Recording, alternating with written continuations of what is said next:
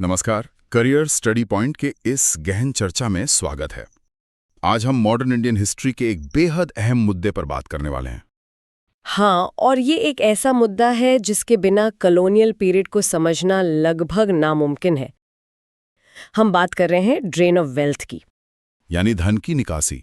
तो इस चर्चा का मुख्य उद्देश्य यही है कि ब्रिटिश रूल के दौरान भारत में जो आर्थिक शोषण मतलब इकोनॉमिक एक्सप्लॉयटेशन हुआ, उसके मैकेनिज्म को समझा जाए। बिल्कुल। और ये टॉपिक खास तौर पर उन सभी के लिए बहुत ज़रूरी है जो UPSC, SSC, state PCS, bank, railway, group D और एनटीपीसी जैसे कॉम्पिटिटिव एग्जाम्स की तैयारी कर रहे हैं। सही कहा। इन एग्जाम्स में अक्सर इस मुद्दे से जुड़े एनालिटिकल सवाल पूछे जाते हैं, तो रटने के बजाय कॉन्सेप्ट को पकड़ना ज्यादा फायदेमंद होता है।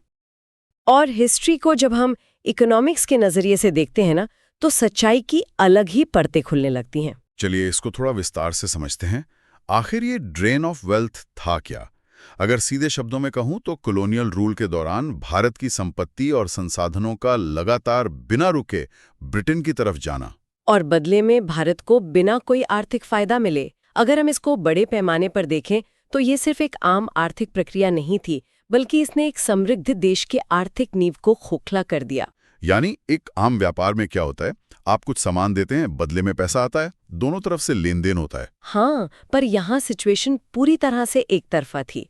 भारत का पैसा अलग अलग रास्तों से, जैसे सैलरीज, पेंशन्स, प्रॉफिट्स और एडमिनिस्ट्रेटिव एक्सपेंसेस के रूप में बाहर जा रहा था। वही तो, ये सच में बहुत हैरान करने वाला है कि कैसे पूरा एक सिस्टम डिजाइन किया गया था कि पैसा सिर्फ एक ही दिशा में बहे। एग्जैक्टली। और इस पूरी प्रक्रिया ने न सिर्फ देश का एक्सप्लॉयटेशन किया, बल्कि सदियों से चली आ रही एक मजबूत इकोनॉमी को बिल्कुल लाचार बना दिया। तो अब सवाल ये आता है कि इस प्रिंसिपल को, इस ड्रेन ऑफ वेल्थ की थियोरी को सबसे पहले दुनिया के सामने रखा किसने?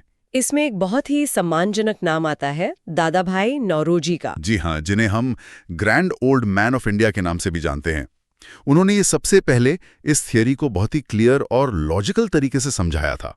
यहाँ सबसे हैरान करने वाली बात यह है कि दादा भाई नौरोजी ने कितनी बारीकी से ब्रिटिश इकोनॉमिक पॉलिसीज का अध्ययन किया। वो भी उस जमाने में जब आज की तरह कंप्यूटर्स या एक्सेल शीट्स नहीं होती थी। बिल्कुल। डेटा जुटाना उस वक्त एक बहुत मुश्किल काम था।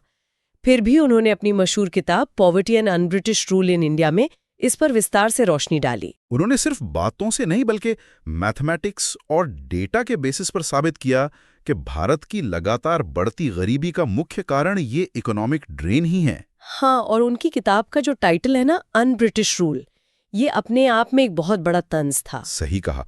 ब्रिटिश लोग तो खुद को बहुत सिविलाइज्ड और फेयर मानते थे। उनका दावा था कि उनका रूल जस्टिस पर आधारित है। पर नौरोजी ने दिखाया कि भारत में जो पॉलिसीज लागू हो रही थीं, वो उनके खुद के आदर्शों के बिल्कुल खिलाफ थीं, एकदम अनब्रिटिश। और इस आलोचना में दादा भाई नौरोजी अकेले नहीं थे। बाद में और भी कई नेशनलिस्ट थिंकर्स आए। जी, जैसे आरसी दत्त और एमजी रानडे। इन सभी ने मिलकर इस आर्थिक राष्ट्रवाद यानी इकोनॉमिक नेशनलिज्म की नींव रखी। इन विचारकों ने आम जनता को समझाया कि देश में जो गरीबी फैल रही है वो कोई कुदरती आफत नहीं है, बल्कि एक मानव निर्मित संकट है, ब्रिटिश पॉलिसीज का सीधा नतीजा। तो जब हमने थ्योरी समझ ली और इसके निर्माताओं को जान लिया, तो अब इस चर्चा के सबसे कोर हिस्से की तरफ बढ़ते हैं। यानी ये पैसा आखिर बाहर गया कैसे? वही तो, वो कौन से रास्ते थे? हमारे सोर्सेज इस ड्रेन के 3 मुख्य कारण बताते हैं। अगर पहले कारण की बात करें तो वो था ब्रिटिश ऑफिशियल्स की सैलरीज और उनकी पेंशन्स। भारत में हजारों ब्रिटिश ऑफिशियल्स प्रशासन चलाने के लिए काम करते थे और उन्हें दुनिया की सबसे हाई सैलरीज मिलती थी। और ये सारा पैसा कहाँ से आता था? सीधा इंडियन रेवेन्यूज से, यानी भारतीय राजस्व से। और दिक्कत सिर्फ सैलरी देने तक सीमित नहीं थी।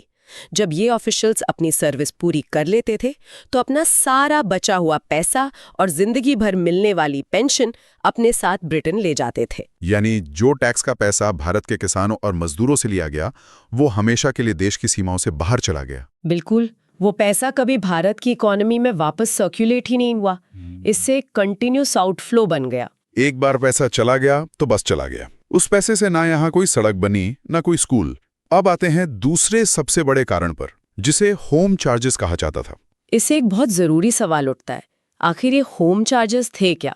सुनने में तो लगता है जैसे घर का कोई खर्चा हो। पर इसका असली मतलब बहुत चौंकाने वाला है। असल में ये वो खर्चे थे जो इंडियन गवर्नमेंट को हर साल ब्रिटेन को चुकाने पड़ते थे। इसमें एडमिनिस्ट्रेटिव एक्सपेंसेस, मिलिट्री कॉस्ट्स और ब्रिटिश ऑफिशियल्स की पेंशन्स शामिल थी। और तो और लंदन में जो इंडिया ऑफिस बना हुआ था उसका पूरा खर्चा भी इसमें शामिल था। हाँ, ये सच में हैरानी की बात है। एक शानदार आलीशान ऑफिस लंदन में है जहां बैठे ऑफिशियल्स ब्रिटेन के फायदे के लिए पॉलिसीज बना रहे हैं। और उस ऑफिस का बिल कौन भर रहा है? भारत के आम लोग। बिल्कुल, सारा पेमेंट भारतीय खजाने से हो रहा था। इसके अलावा मिलिट्री कॉस्ट्स का भी यही हाल था। मतलब ब्रिटिश सेना जो भारत पर कंट्रोल रखने के लिए यहाँ थी, उसका पूरा बोझ भी भारत ही उठा रहा था। यहाँ तक कि अगर वो सेना दुनिया के किसी दूसरे हिस्से में ब्रिटिश एम्पायर के लिए लड़ने जाती थी, तब भी खर्चा इंडियन रेवेन्यू से ही निकाला जाता था। ये एक ऐसा सिस्टम था जहां से बचने का कोई रास्ता नहीं था। यहाँ कहानी सच में बहुत दिलचस्प हो जाती है जब हम तीसरे कारण को देखते हैं, कॉर्पोरेट प्रॉफिट्स और ट्रेड पॉलिसीज। ब्रिटिश कंपनीज ने भारत के लगभग हर बड़े सेक्टर पर कब्जा कर लिया था। ट्रेड हो, प्लांटेशंस हो या फिर रेलवेज, हर जगह उनकी मोनोपोली थी। और जब मोनोपोली होती है तो मुनाफा भी बेहिसाब होता है। नॉर्मल इकोनॉमी में क्या होता है? कंपनी प्रॉफिट कमाती है और उस प्रॉफिट को वापस उसी देश में री इन्वेस्ट करती है, जिससे और जॉब्स मिलती हैं, इंफ्रास्ट्रक्चर बनता है। पर यहाँ ऐसा बिल्कुल नहीं हुआ। जो भी मुनाफा होता उसे भारत में वापस लगाने की जगह सीधा ब्रिटेन भेज दिया जाता था। और उनकी ट्रेड पॉलिसीज भी पूरी तरह से भेदभाव वाली थी। उन्होंने भारत को सिर्फ कच्चा माल यानी रॉ मटेरियल्स एक्सपोर्ट करने पर मजबूर कर दिया। सही कहा। ब्रिटेन में इंडस्ट्रियल रिवॉल्यूशन आ चुका था। वहां की फैक्ट्रीज को कॉटन, इंडिगो और जूट जैसे रॉ मटेरियल्स चाहिए थे, जो भारत से कौड़ियों के दाम खरीदे जाते थे। और फिर उन्हीं रॉ मटेरियल से ब्रिटेन में मशीन से बने हुए मैन्युफैक्चर्ड गुड्स तैयार होते थे, जो वापस भारत लाकर महंगे दामों पर बेचे जाते थे। यानी एक ही वक्त पर दोहरा नुकसान। कच्ची कपास 1 रुपए में बाहर गई और वही कपास शर्ट बनकर 100 रुपए में वापस आई। और लोगों को वही महंगी शर्ट खरीदने पर मजबूर किया गया। इस डबल मार से तो किसी भी देश की इकोनॉमी बर्बाद हो ही जाएगी। तो आखिर इस सब का मतलब क्या है? जब किसी देश का इतना बड़ा पैसा दशकों तक लगातार बाहर जाता रहे तो जमीन पर क्या असर दिखता है? जमीन पर असर बहुत भयानक था।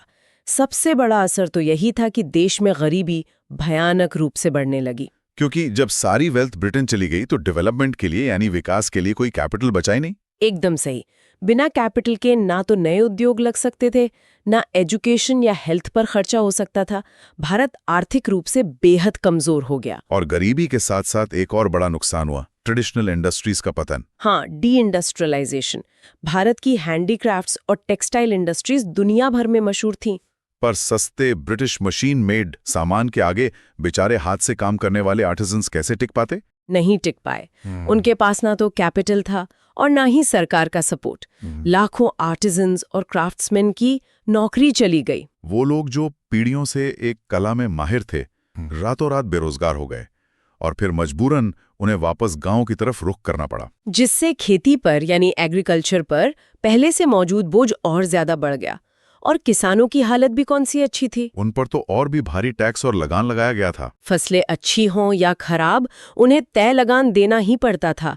और ऊपर से उन्हें जबरदस्ती कैश क्रॉप्स उगाने पर मजबूर किया गया। कैश क्रॉप्स जैसे इंडिगो या जूट। अब इससे हुआ ये कि खाने पीने की फसलों की कमी हो गई, जिसके नतीजे में भारत ने उस दौरान बेहद भयानक अकाल यानी फैमिन्स देखे।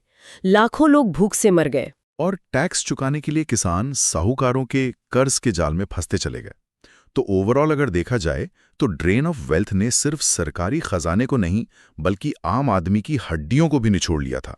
इस चर्चा को अगर हम समेटें तो हम कह सकते हैं कि drain of wealth British rule का सबसे हानिकारक आर्थिक परिणाम था। बिल्कुल। इसने हमारी सदियों की आर्थिक समृद्धि को गरीबी, पिछड़ेपन और धीमे औद्योगिक विकास में बदल कर रख दिया। और इसी थ्योरी ने भारतीय राष्ट्रवादी नेताओं को ब्रिटिश शोषण का पर्दाफाश करने का एक बहुत मजबूत हथियार दिया।